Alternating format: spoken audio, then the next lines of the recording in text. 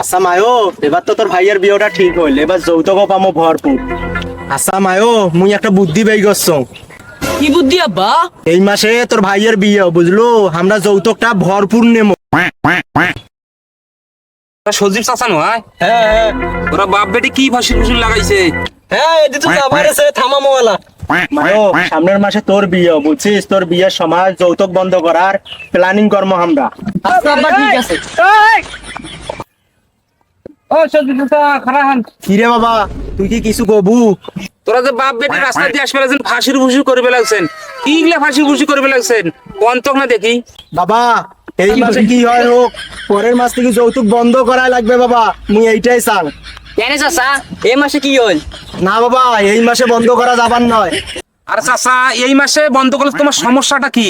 না বাবা, বুঝবেন না তোরা, এই মাসে মোর বেটার বিয়ে, যৌতুক কোনা ভরপুর নিম, আর পরের মাসে মোর বেটির বিয়ে নমায়, ওই সময় যৌতুকটা মুই বন্ধ করি। চাচা,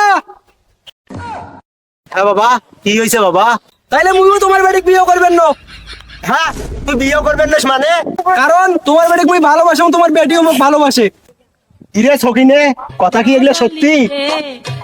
আর তোমরা যেহেতু যৌতুক দিবেন নন, এই জন্য তোমার বাড়ি মুই বিয়ে করবেন না। যা কাম চালাস সাতশো।